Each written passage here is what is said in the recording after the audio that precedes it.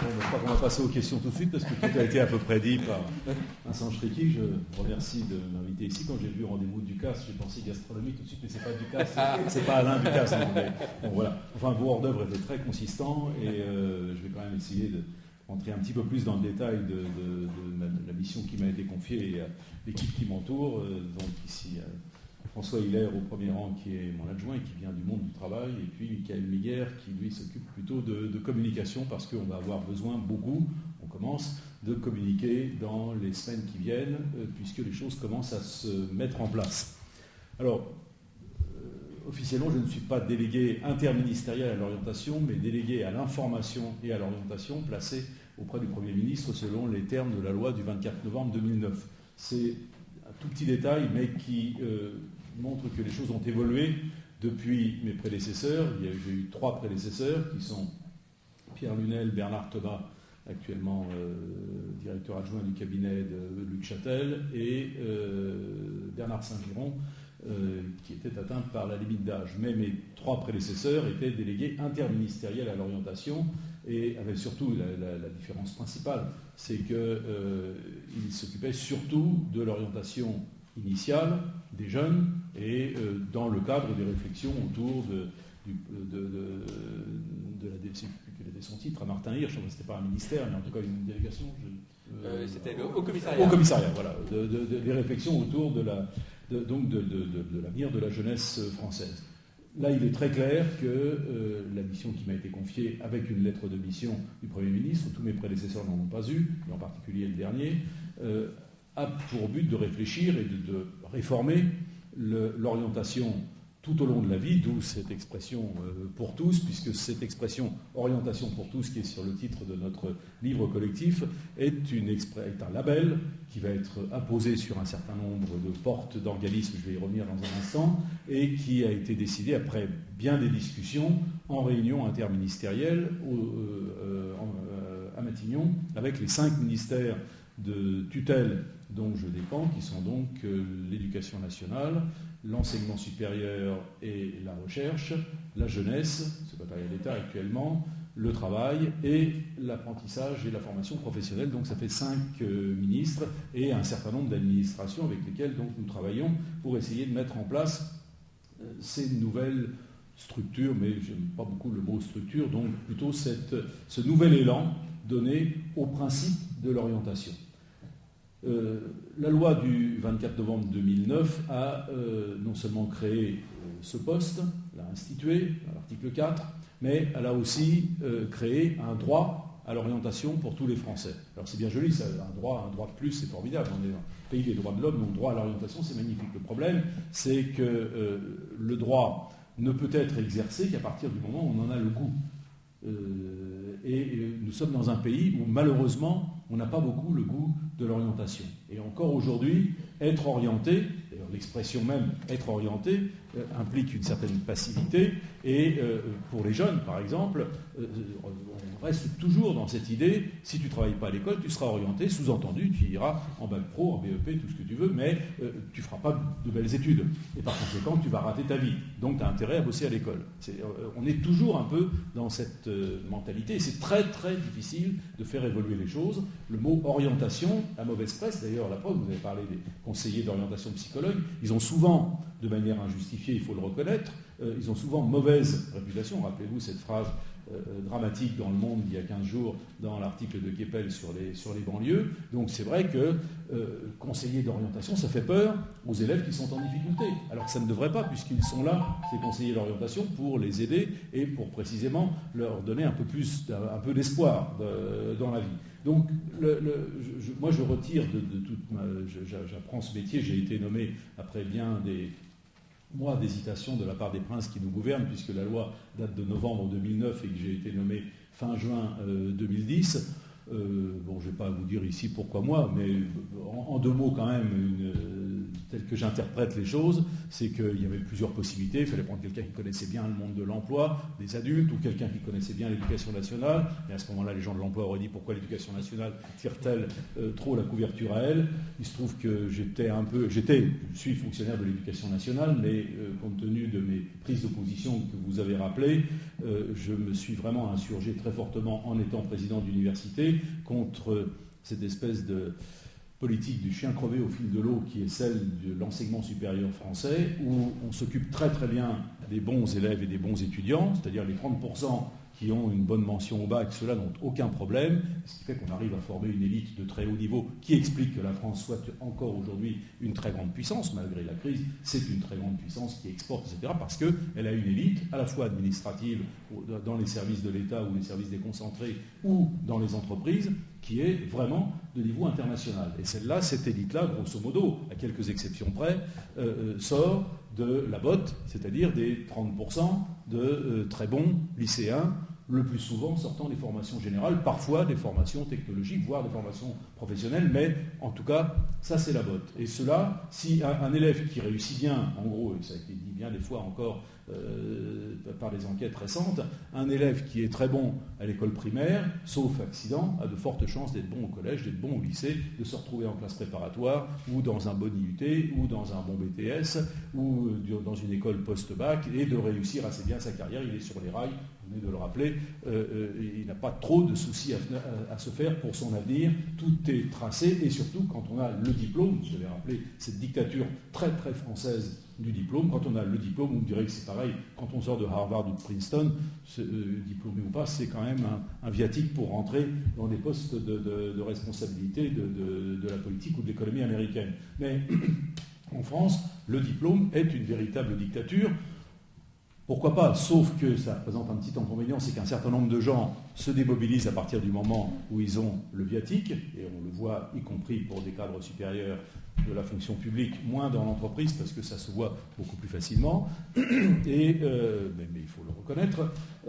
Et puis, nous avons quand même en France donc, ce grave problème des 70% d'autres qui, eux, ne savent pas très bien comment s'orienter. Ils sont moyens, ou ils ne sont pas bons, je parle sur le plan scolaire, ou ils sont décrocheurs, ça c'est vraiment la pire des situations, et ceux-là, on ne sait pas très bien s'en occuper, et on ne sait pas bien leur donner le goût de l'orientation. Or, nous avons plein d'institutions en France, l'orientation coûte cher, je parle sous le contrôle de François, 1,3 milliard d'euros à peu près, je crois que c'est de cet ordre-là. Quand on essaye de faire le calcul du coût de tous les organismes qui font de l'orientation, ou qu'on ne prend que la partie orientation de leur budget global, on arrive à 1,3 milliard, dont 84%, je crois, ou 5% sont payés par l'État, 8 ou 9%, quelque chose comme ça, par les partenaires sociaux, et le reste, donc 5% à peu près, par les régions. Entre parenthèses, ça veut dire que les régions, avec tout le respect que j'ai pour elles et pour leur politique, qui est souvent très efficace et très active, ne peuvent pas dire c'est nous qui faisons tout, l'État ne fait rien en matière d'orientation. Donc il est bien clair que l'État doit travailler avec les collectivités territoriales, régions au premier chef, mais c'est main dans la main, c'est mano dans la mano, et donc là, il n'est plus question de faire valoir des présupposés politiciens, parce qu'on n'est pas du tout, on est dans une urgence absolue. Il faut que ce droit à l'orientation puisse être exercé par tous les Français, donc il faut leur donner le goût de l'orientation. Or, le problème, et ça je m'en suis aperçu, donc je sors quand même d'une année un peu difficile, heureusement j'ai été bien entouré, on m'a fait de la formation permanente quotidienne, c'est que pour s'y retrouver dans le labyrinthe de l'orientation, quand on voit le nombre d'organismes, à la fin de notre petit livre, on a fait plus qu'un glossaire, un tableau avec tous les organismes qui plus ou moins font de l'orientation et avec un descriptif de leurs actions. Déjà, pour comprendre tout cela, quand on arrive dans ce milieu, bon, moi c'est mon nouveau métier, donc j'ai fait l'effort, mais c'était quand même, je reconnais que c'était très, très difficile. Mais quand on est en difficulté, quand on ne sait pas très bien quoi faire dans la vie, quand on est collégien, lycéen, parent d'élèves, pas très informé, pas parent d'élèves, prof, parce que ça c'est presque délit d'initié. Quand on est prof, on s'occupe de ses enfants, il n'y a pas de problème. Ou de cadre supérieur, on connaît assez bien les filières, parce que soi-même, on connaît les bonnes filières. Mais quand on sort d'un milieu où l'on n'a pas cette culture du système éducatif et du système d'orientation, eh bien, on est réellement perdu.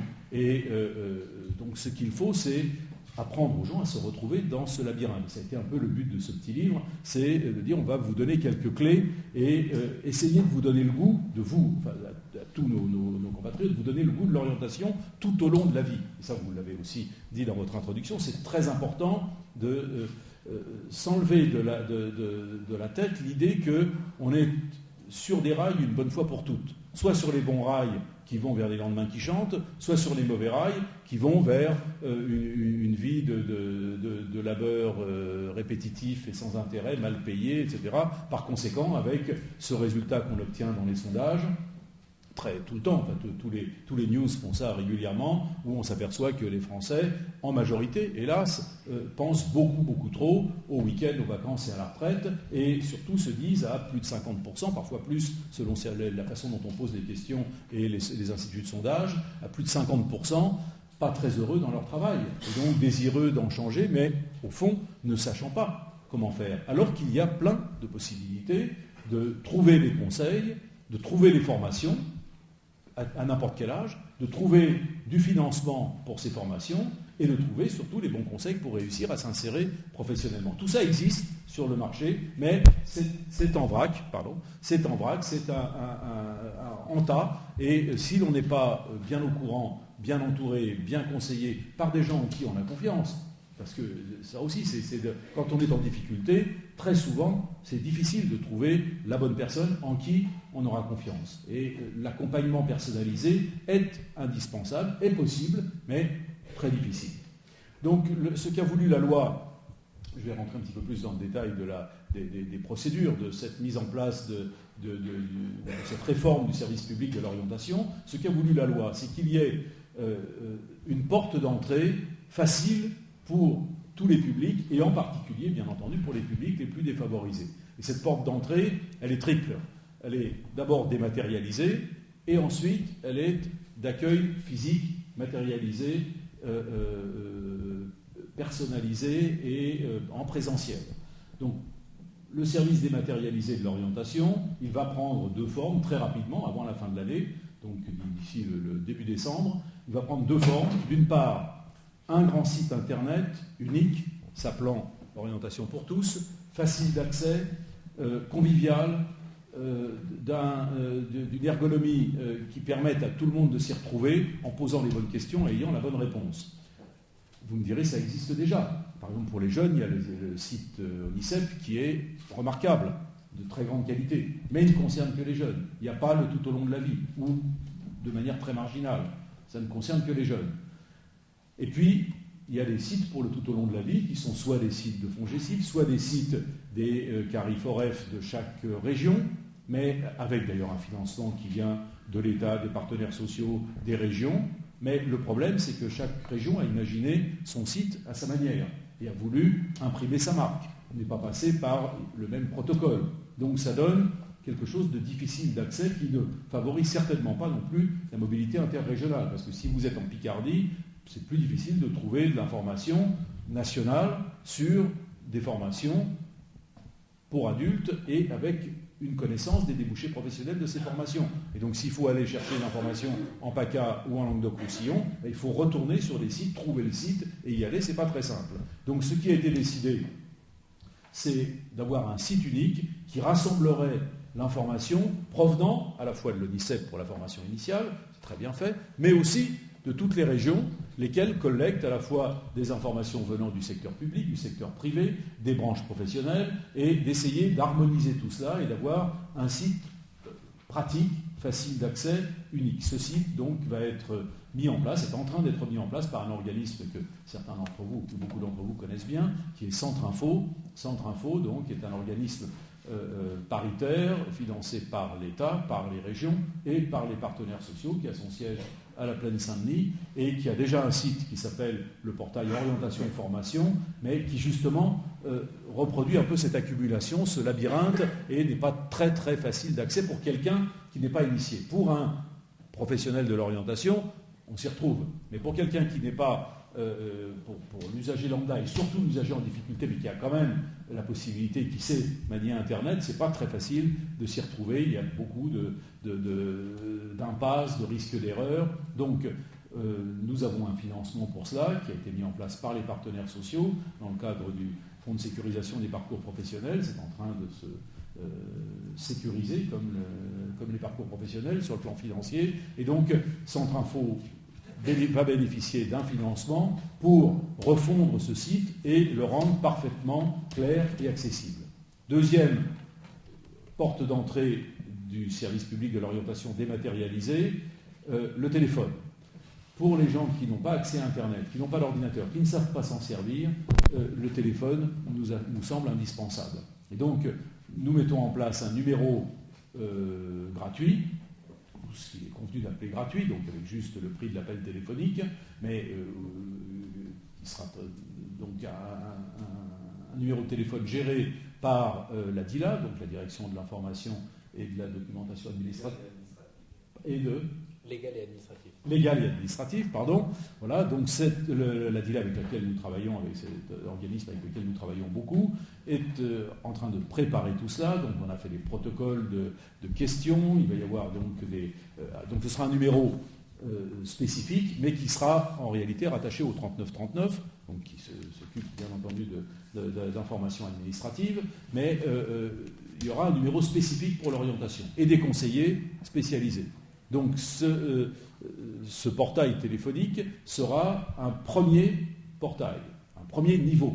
Et on donnera là à l'usager qui appelle un certain nombre d'informations, on l'aidera à formuler sa question, on donnera un certain nombre d'informations de premier niveau, et on dirigera vers une plateforme beaucoup plus spécialisée, qui sera soit une plateforme de l'ONICEP pour les jeunes, soit diverses plateformes spécialisées. Il y en a un certain nombre avec lesquelles nous travaillons actuellement, de façon à ce que, sans qu'il y ait de rupture de boîte automatique avec des voies d'aéroport permettant de patienter, mais ça dure tellement longtemps qu'on est perdu et on raccroche. Donc d'essayer très rapidement de mettre l'interlocuteur, l'usager, en relation avec une personne qui éventuellement donnera le conseil de se rendre quelque part. Bon, dans votre cas, voilà, je peux vous dire ça, mais il vaudrait mieux que vous veniez à tel endroit. Vous habitez où ? Ah ben justement, il y a un endroit qui va, tel ou tel organisme, à tel endroit, qui va vous prendre en charge et vous aider à aller beaucoup plus loin, vous donner un entretien personnalisé. La troisième voie, donc, c'est le service présentiel, matérialisé, qui, lui, est extraordinairement diversifié. Donc il y a les CIO, il y a les missions locales, il y a les fonds GESIF, il y a Pôle emploi, il y a des maisons de l'emploi, il y a des cités des métiers, il y a plein d'organismes un peu partout, dont certains sont très spécialisés, liés à une branche professionnelle, publique par exemple pour les métiers de la défense, ou privé, les métiers de la métallurgie, etc. Vous avez plein d'organismes, il y en a en tout, qui physiquement accueillent du public et délivrent des informations concernant la formation et l'insertion professionnelle de tous nos compatriotes, quel que soit leur âge. Mais le problème, c'est à quelle porte frapper quand on n'est pas entouré, quand on est en rupture avec sa famille, avec l'école, avec son entreprise, quand on n'est pas très... quand on ne sait pas se débrouiller, finalement, on ne sait jamais où frapper. On ne sait jamais à quelle porte frapper. Et ça ne concerne pas un tout petit nombre de personnes. Ça concerne beaucoup de nos compatriotes et de tous les âges.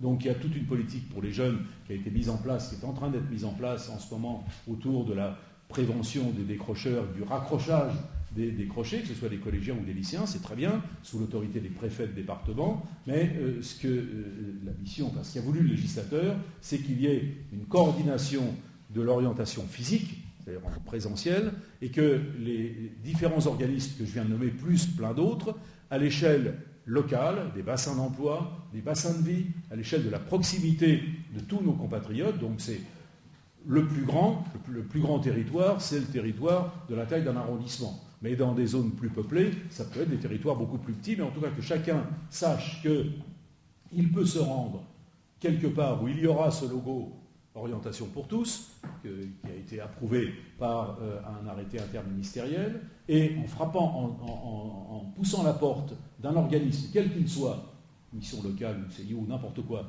sur lequel il y a le logo Orientation pour tous avec le texte qui suit, que j'ai oublié, information et orientation sur les formations et les métiers, c'est ce qui a été décidé, en tout cas, donc information et orientation sur les formations et les métiers, c'est-à-dire c'est de l'amont, l'extrême amont jusqu'à l'extrême aval. Métier, c'est insertion professionnelle. Donc, quand on poussera la porte, eh bien, on sera sûr de trouver là le premier niveau d'information et d'orientation. Donc, même si on n'a pas téléphoné, même si on n'a pas regardé Internet, là, on sera accueilli et quel que soit l'organisme, c'est-à-dire qu'un collégien décrocheur qui poussera la porte de Pôle emploi, il n'y en aura pas beaucoup, mais on ne sait jamais, parce qu'il aura vu Orientation pour tous, ne sera pas mis à la porte en disant que ça, le garnement va jouer aux billes dehors. On va s'occuper un peu de lui, pas des heures, mais on va s'occuper un petit peu de lui, on va l'accueillir gentiment, on va lui dire « Mais mon petit, qu'est-ce que tu es venu faire ici? Raconte-nous ta vie, etc. » Et on va ensuite le diriger vers un autre organisme en l'aidant à prendre son rendez-vous, de façon à ce qu'il ne se perde pas en route, donnant des petits cailloux comme aux petits poussets.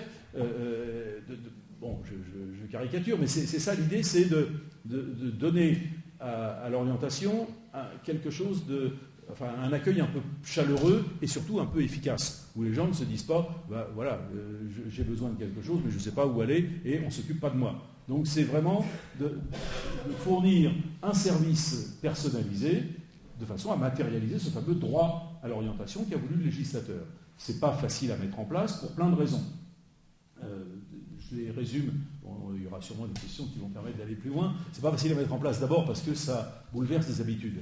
Il y a plein de professionnels de l'orientation qui sont excellents, qui connaissent parfaitement leur secteur, mais qui n'ont jamais eu l'habitude de travailler avec d'autres, qui travaillent seuls et qui trouvent qu'ils font très très bien le travail, qu'il n'y a pas de raison de changer leurs habitudes. On est en France, on est, comme vous le savez, ici je pense qu'on en est convaincu, et Monet en était convaincu, dans le pays le plus conservateur d'Europe, sinon du monde. C'est pas une couleur politique là, c'est l'idée qu'on est beaucoup dans la préservation de ce qui apparaît comme un acquis. Et un certain nombre de professionnels de l'orientation ont des statuts qui sont garantis, souvent qui ont été longuement négociés, et donc ont beaucoup de mal à admettre cette idée que de travailler ensemble, ça peut être plus efficace pour l'usager, sans perdre sa spécificité. C'est-à-dire qu'il y a un moment où on est le seul à savoir exactement ce qu'il faut faire et ce qu'il faut dire. Très bien, mais travailler avec les autres, savoir ce que font les autres organismes, connaître les autres conseillers d'orientation, et se rencontrer de temps en temps, échanger des expériences, des bonnes pratiques, savoir quelles sont les questions les plus fréquemment posées, quelles sont les impasses les plus fréquentes dans les parcours d'orientation, ça c'est fondamental. Et ça se fait quand on se rencontre. Donc là, sans fusionner, sans chercher à faire des économies d'échelle en disant si on est tous ensemble, ça va coûter moins cher. Non, peut-être ça coûtera un peu moins cher s'il y a tel ou tel organisme, des organismes qui décident de se mettre sous le même toit et d'avoir par exemple un bureau d'accueil commun, un secrétariat commun, des sessions de formation communes. Ça peut faire des économies, mais le problème n'est pas tellement là. Il ne s'agit pas de faire des économies, il ne s'agit pas de dépenser plus d'argent parce qu'il n'y en a pas, je crois que vous le savez, c'est partie de... Oui, il me semble qu'il n'y en a pas beaucoup. Donc, quand on me dit on ne peut pas, parce que ça m'a été dit beaucoup, c'est bien joli ce que vous nous demandez, de travailler ensemble, mais ça va coûter très cher. Or, vous ne nous donnez pas d'argent, c'est pas possible. Or, je donne toujours cette comparaison des économistes à propos des externalités. C'est le rucher dans un verger, ça donne plus de miel à l'apiculteur et plus de fruits à l'automne à l'arboriculteur. Et ça coûte 0 centime. Donc c'est pareil, le fait de travailler ensemble et de coordonner les efforts d'orientation dans un bassin donné peut apporter beaucoup à tout le monde et principalement à l'usager. Mais pas seulement à l'usager, aussi aux professionnels qui bien souvent cherchent tellement à se protéger, à faire vivre leur organisme, à défendre leur budget auprès de leurs différentes tutelles, à essayer de trouver les ressources propres, etc., qui sont obnubilés par cela et que s'il y a des usagers qui passent entre les mailles du filet, eh bien, tant pis, c'est pas très grave. Et ça, c'est insupportable aujourd'hui qu'un certain nombre de nos compatriotes qui ont, vous avez parlé du livret, je crois non, c'est pas vous qui avez parlé, enfin en tout cas, des parcours de découverte des métiers et des formations, il me semble que vous en avez dit un mot. Non, je crois pas, non. Bon, alors, mais j'aurais pu. Vous auriez pu. Donc, tout ce qui peut être fait pour mettre la bonne graine, enfin le bon virus dans la tête de nos compatriotes et de leur dire prenez en charge votre orientation, c'est vous qui vous orientez, découvrez les métiers, découvrez les formations qui existent et trouvez votre voie. Il n'y a pas de saut métier, ça pourrait être la devise aussi de la DIO. Il n'y a vraiment pas de saut métier. Vous savez bien en France qu'il y a un certain nombre de métiers qui restent encore, à la différence de la mentalité germanique, par exemple, en Suisse, en Allemagne, en Autriche. Il n'y a pas de saut métier. En France, il y a les métiers manuels, alors qu'ils ne sont plus tellement manuels, mais enfin qu'on appelle manuels, ou en tout cas les métiers qui n'apparaissent pas nobles, et puis il y a le métier de col blanc, ça c'est très chic, même si on s'ennuie toute sa vie. Il y a des métiers de col blanc dans lesquels on s'ennuie beaucoup. Donc réhabiliter l'ensemble des filières possibles et aider chacun, non seulement tôt, collège, lycée, mais aussi tard, quand on a envie de changer d'orientation, à trouver une voie qui corresponde à la fois à ses propres capacités et compétences, à ses propres goûts, qui sont parfois différents. Et trop de jeunes à l'université, j'ai vu ça, c'était un crève-cœur de voir des gens pas idiots, mais pas à leur place dans une université littéraire comme celle que j'ai présidée. Donc c'est un crève-cœur de leur dire non, je te mets 2 sur 20 à ton partiel, ça ne vaut pas plus. Mais alors que c'est pas un étudiant idiot, mais parce qu'il il n'a pas été orienté du tout. Il a choisi par défaut. Et donc il est sélectionné, ça c'est sûr, mais par l'échec. Il n'y a rien de pire. Donc aider chacun tout au long de sa vie à choisir, à se connaître lui-même, à mieux se connaître, puis à trouver sa bonne orientation, en sachant que ce n'est pas définitif, qu'il y a plein de passerelles possibles et qu'on peut se réveiller, on peut ne pas être bon en maths à tel âge parce que l'esprit n'est pas mûr, et puis 2 ans plus tard se révéler excellent, puis rentrer dans des études d'ingénieur. Tout est possible, il faut simplement expliquer ces choses-là à tout le monde et inviter tous nos compatriotes de 7 à 77 ans, parce qu'il y a aussi au moins les pré-retraités, à 50 ans on n'est pas fichu, on peut faire plein de choses passionnantes à 50 ans, et à se prendre en main, à se connaître et à trouver la bonne voie et à trouver les bons financements, etc. Ça c'est fondamental et c'est le but de ce qu'on est en train de mettre en place. Alors la tâche est immense, donc un des premiers blocages que je disais, c'est le fait que les professionnels d'orientation sont pas toujours dans une disposition d'esprit qui les invite à travailler avec d'autres, mais c'est en train de changer. Puis il y a heureusement d'ailleurs des cas où ça marche très très très bien, et je voudrais citer une institution que certains d'entre vous connaissent bien sans doute et qui est remarquable parce qu'elle est déjà dans les principes de la labellisation. Ce sont les cités des métiers, il y en a 17 en France et puis il y en a un certain nombre à l'étranger, qui sont des organismes vraiment qui auront, il y en a déjà une qui va l'avoir très bientôt, c'est celle de Marseille, le label Orientation pour tous, parce qu'une cité des métiers accueille de manière gratuite, anonyme, tout public, quel que soit l'âge, et on ne sait pas qui sont les gens qui sont à l'intérieur, c'est personnel cité des métiers, alors qu'en réalité ce sont des personnels d'orientation qui viennent soit d'un CIO, soit d'une mission locale, soit d'un pôle emploi ou toutes sortes d'autres organismes, soit recrutés sur place avec un financement région, ville, etc., associatif, et qui viennent là sans mettre l'étiquette sur leur front de leur administration ou organisme d'origine, et qui délivrent un service qui concerne l'orientation, la formation, la création d'entreprises, les projets personnels, et qui sont des endroits chaleureux, conviviaux, où il y a une grande masse de documentation, beaucoup d'ordinateurs, où chacun peut travailler, recevoir une aide et travailler sur les différents sites qui existent, et ça marche très bien. Il n'y en a malheureusement pas assez en France. L'avantage, c'est que ces organismes sont regroupés sous le même toit, avec des financements d'ailleurs très très variés, qui sont les financements région, ville, communauté urbaine, département, chambre de commerce, ou des financements croisés, mais je vous conseille, si vous ne connaissez pas ces organismes et que vous vous intéressez à l'orientation, allez en visiter une qui est la première, c'est la Cité des métiers éponyme, qui se trouve dans les sous-sols de la Cité des sciences à la Villette,